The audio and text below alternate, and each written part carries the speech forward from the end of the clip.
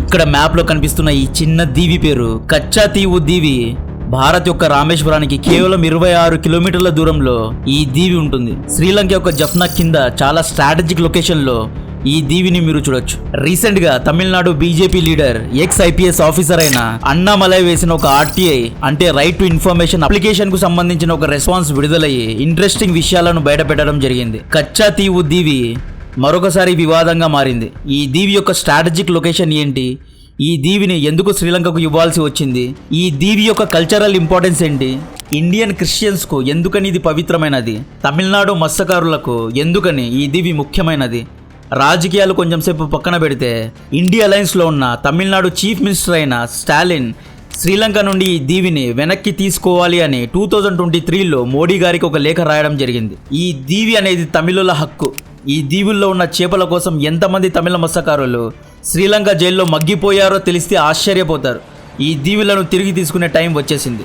ఒకవేళ ఈ దీవులు మన దగ్గర ఉంటే ఇండియన్ నేవీ చైనాకు ఎలా చెక్ పెట్టేది వంటి విషయాలు మ్యాప్స్ అండ్ గ్రాఫిక్స్ ను వాడి ఒక సగటు మనిషి కూడా అర్థమయ్యే విధంగా చెప్తా. డైరెక్ట్ గా పాయింట్ కి వెళ్తే అన్నమలై గారు వేసిన ఆర్టీఐ అప్లికేషన్ కు రెస్పాన్స్ వచ్చింది. ఈ ఆర్టీఐ కచ్చాతీవు దీవికి సంబంధించినది.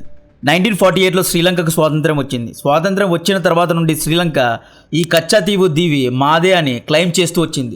ఇయర్ 1955 వరకు మన ఇండియన్ నేవీ ఇక్కడ నేవల్ డ్రిల్స్ చేస్తూ వచ్చేది, ట్రైనింగ్స్ వంటివి చేసేది. 1955లో శ్రీలంక భారత నేవీని హెచ్చరించింది, ఇక్కడ నుండి ఇండియన్ నేవీ వెళ్లిపోవాలి అని చెప్పింది. 1955లో శ్రీలంక ఎయిర్ ఫోర్స్ కచ్చాతీవి దీవుల్లో యుద్ధ విన్యాసాలు చేసింది. మే 10, 1961లో అప్పటి ప్రధానమంత్రి జవహర్ లాల్ నెహ్రూ గారు పార్లమెంట్లో ఇలా అన్నారు, I would have no hesitation in giving up claims to the island. ఈ దీవిని శ్రీలంకకు అప్పగించడంలో నాకు ఎటువంటి సంకోచం లేదు, ఎటువంటి అనుమానం లేదు అని స్వయానా నెహ్రూ గారు చెప్పారు. ఈ విషయాలన్నీ ఆర్టీఐ రిపోర్ట్ లో ఉంది. Ministry of external affairs parliament కు ఇచ్చిన రిపోర్ట్ లో నెహ్రూ గారు ఇలా రాశారు. బై ద వే, ఆ టైంలో ఇండియాకు ఫారెన్ మినిస్టర్ అంటే విదేశాంగ మంత్రిగా నెహ్రూ గారే ఉండేవారు. ఈయన 1947 నుండి 1964 మధ్య కాలంలో డ్యూయల్ రోల్ ను ప్లే చేసేవారు.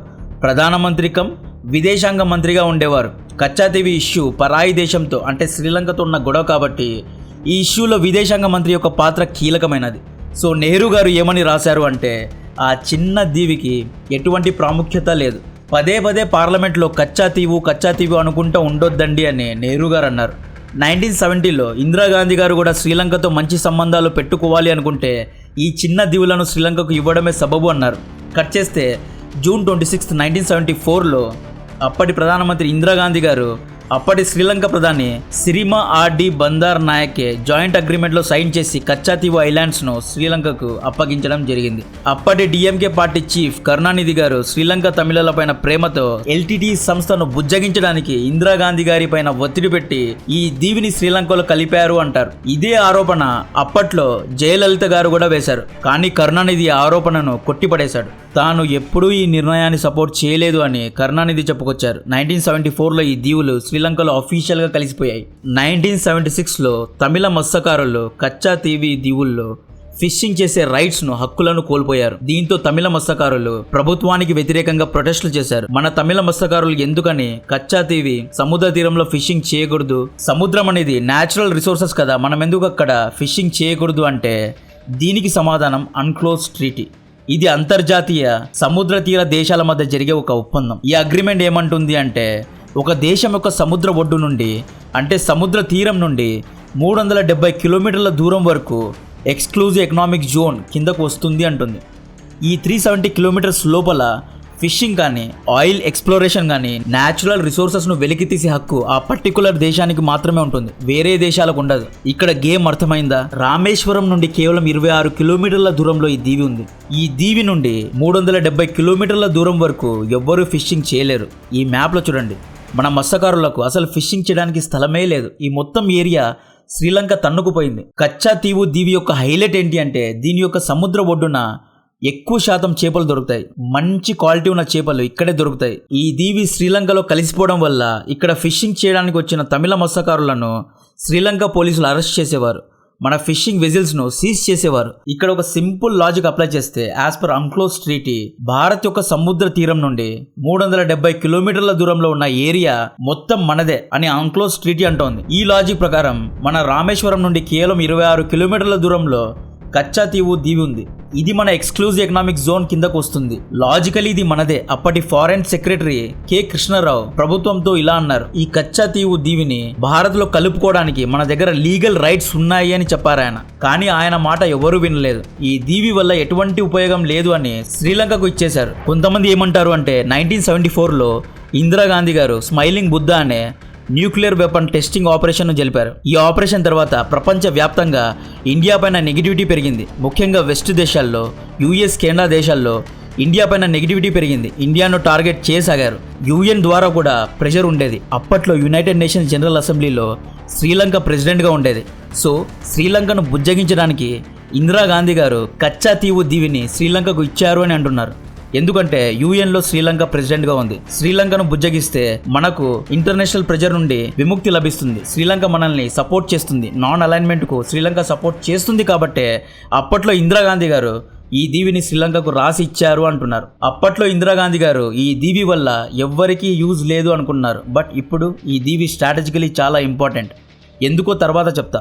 లాజికల్ పక్కన పెట్టండి. హిస్టారికల్గా చూసుకున్న ఈ దీవి పైన పూర్తి హక్కు భారత్కే ఉంది. ఈ దీవి ఇయర్ 1505 CE నుండి 1658 CE మధ్యకాలంలో పోర్చుగీస్ ఒక కంట్రోల్లో ఉండేది. తర్వాత 17వ శతాబ్దంలో ఈ దీవులు మదురై రామ్నాథ్ రాజ్యం కంట్రోల్లో వచ్చేసాయి. తర్వాత ఈ దీవిని బ్రిటిషర్లు కంట్రోల్ చేసేవారు. 1947 వరకు మద్రాస్ ప్రెసిడెన్సీ కంట్రోల్లో ఉండేది. ఇక్కడ ట్యాక్సెస్ను మద్రాస్ ప్రెసిడెన్సీయే కలెక్ట్ చేసేది. 1948 తర్వాత శ్రీలంక ఈ దీవిని క్లెయిమ్ చేసింది. 1960లో నెహ్రూ గారు ఈ దీవితో ఉపయోగం లేదు అన్నారు. 1974లో దీన్ని శ్రీలంకలో కలిపేశారు. దీంతో తమిళ మత్స్యకారులు ప్రొటెస్టులు చేశారు. 2010లో శ్రీలంక తమిళనాడు ప్రభుత్వానికి 1974 అగ్రిమెంట్కు కట్టుబడి ఉండాలి అని హెచ్చరించింది. 2010లో జయలలిత గారు డిఎంకే పార్టీ ఈ దీవిని శ్రీలంకలో కలపడంలో ముఖ్య పాత్ర పోషించింది అని ఆరోపించారు. 2011 జూన్లో అప్పటి సీఎం జయలలిత గారు ఈ దీవిని భారత్లో కలిపేయాలి అని సుప్రీంకోర్టులో పిటిషన్ వేశారండి. ఇక్కడ చూడండి, 17th సెంచరీ నుండి ఈ దీవి బ్రిటిష్ కంట్రోల్లో, మద్రాస్ ప్రెసిడెన్సీ కంట్రోల్లో ఉంది. మనమే దీన్ని కంట్రోల్ చేశాం. ఇక్కడ ట్యాక్స్ను మనమే కలెక్ట్ చేసుకున్నాం. శ్రీలంక అడిగితే ఎలా ఇచ్చేశారు? శ్రీలంక ఆర్మీ మనకంటే స్ట్రాంగ్ కాదు. అప్పట్లో స్ట్రాంగ్ కాదు, ఇప్పుడు కూడా స్ట్రాంగ్ కాదు. ఎందుకని ఇండియన్ గవర్నమెంట్ ఎటువంటి రెసిస్టెన్స్ చూపించలేదు? 1962లో లదాఖ్ను కోల్పోయాం. 1974లో కచ్చా తీవు దీవిని శ్రీలంకకు రాసి ఇచ్చేసాం. కోకో ఐలాండ్స్ ను మియాన్మార్ కు రాసి ఇచ్చారు. ఈ కచ్చా తీవు దీవి యొక్క కల్చరల్ ఇంపార్టెన్స్ ఏంటి అంటే, ఈ దీవుల్లో ఇండియన్ క్రిస్టియన్స్ కు అత్యంత పవిత్రమైన సెయింట్ ఆంథోనీ చర్చ్ ఉంది. ప్రతి ఇయర్ మార్చ్ ఏప్రిల్లో ఇక్కడ ఫెస్టివల్స్ జరుగుతాయి. కర్ణాటక, ఆంధ్ర, తమిళనాడు, కేరళ నుండి భారతీయులు ఇక్కడికి ప్రతి ఇయర్ వెళ్తారు. 1974 అగ్రిమెంట్ ప్రకారం ఈ దీవులకు భారతీయులు పాస్పోర్ట్, వీసా లేకుండా వెళ్ళొచ్చు. బట్ ఆర్థిక ఇబ్బందుల కారణంగా శ్రీలంక ఈ చర్చ్ను సరిగ్గా డెవలప్ చేయలేదు. ఈ ఇయర్ సెయింట్ ఆంథోనీ చర్చ్లో ఫెస్టివల్ను క్యాన్సిల్ చేశారు. ఒకవేళ ఈ దీవి మన దగ్గర ఉండి ఉంటే ఇది కల్చరల్ డెస్టినేషన్ అయి ఉండేది, ఆధ్యాత్మిక ప్రదేశం అయి ఉండేది. ఈ దీవి యొక్క స్ట్రాటజిక్ ఇంపార్టెన్స్ ఏంటి అంటే, ఇండియన్ ఓషన్లో చైనా కబ్జా చేయాలి అనుకుంటోంది. శ్రీలంక యొక్క హంబన్టోట పోర్ట్ ఇప్పుడు చైనా కంట్రోల్లో ఉంది. అప్పులు కట్టలేక శ్రీలంక హంబన్టోట పోర్ట్ను చైనాకు రాసి ఇచ్చేసింది. సింపుల్గా చెప్పాలి అంటే చైనాకు అమ్మేసింది. రేపు శ్రీలంక కచ్చా తీవు దీవిని కూడా చైనాకు అమ్మేస్తే ఏం చేస్తారు? చైనా కచ్చా తీవులో మిలిటరీ బేసెస్ కడుతుంది. భారత్ యొక్క 26 కిలోమీటర్ల దూరంలో చైనా ఉంటుందండి. ఇది ఒక పెద్ద సెక్యూరిటీ థ్రెట్ అవునా కాదా? ఎస్. దీని గురించి ఏ ఒక్క మీడియా ఛానల్ చెప్పదు. ఆల్రెడీ మాల్దీవ్స్లో చైనా ఆర్మీ ఉంది. మాల్దీవ్స్ని చైనా కబ్జా చేసుకుంది. స్ట్రింగ్ ఆఫ్ పర్ల్స్ గురించి మనందరికీ తెలుసు. భారత్ను చైనా అన్ని వైపుల నుండి చుట్టుముడుతోంది. ఒకవేళ ఇండియా చైనా మధ్య యుద్ధం జరిగిందా, మనం 1 ఫ్రంట్ 2 ఫ్రంట్ కాదు 3 ఫ్రంట్లో యుద్ధం చేయాల్సి వస్తుంది. ఫస్ట్ ఫ్రంట్ ఎల్ఓసిలో పాకిస్తాన్తో, సెకండ్ ఫ్రంట్ ఎల్ఏసిలో అంటే చైనా బార్డర్లో, థర్డ్ ఫ్రంట్ రామేశ్వరంలో చేయాల్సి వస్తుందండి.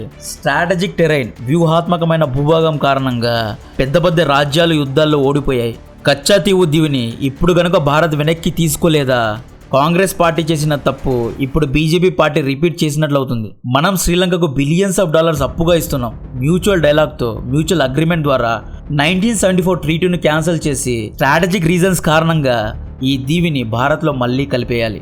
ఎందుకంటే శ్రీలంకకు మనం హెల్ప్ చేస్తున్నాం, బిలియన్స్ ఆఫ్ డాలర్స్ ఇస్తున్నాం. ఒక్క దీవిని వెనక్కి తీసుకోవడం పెద్ద కష్టమేం కాదు. భారత్కు చెక్ పెట్టడానికి చైనా ఏ స్థాయికైనా వెళ్తుంది అన్న విషయం అందరూ గ్రహించాలి. 1974 అగ్రిమెంట్లో ఏమని ఉంది? పాస్పోర్ట్, వీసా లేకుండా ఈ దీవికి భారతీయులు వెళ్ళొచ్చు అని ఉంది. కచ్చా తీవు దీవి శ్రీలంకకు చెందినప్పుడు పాస్పోర్ట్, వీసా ఎందుకు అవసరం లేదు? క్లియర్గా అప్పటి రాజకీయ కారణాల వల్ల ఈ ట్రీటీ జరిగింది తప్ప ఈ ట్రీటీలో ఎటువంటి లాజిక్ లేదు. పాస్పోర్ట్, వీసా లేకుండా వెళ్ళొచ్చు. బట్ మత్స్యకారులు ఫిషింగ్ చేయొద్దా? ఇండియన్ నేవీ రిలీజ్ చేయొద్దా? ఈ ట్రీటీలో ఎన్నో లూపోల్స్ ఉన్నాయి కాబట్టే కచ్చా తీవు దీవిని ఇప్పుడైనా వెనక్కి తీసుకుంటే ఇండియా యొక్క ఇంట్రెస్ట్ను కాపాడిన వారు అవుతాం. So culturally, strategically and historically ఈ దీవి యొక్క ఇంపార్టెంట్ గురించి మీ అందరికీ అర్థమైంది అనుకుంటున్నా. కాంటెంట్ నచ్చితే వీడియోను లైక్ చేయండి, ఛానల్ను సబ్స్క్రైబ్ చేసి అందరికీ షేర్ చేయండి. జై హింద్.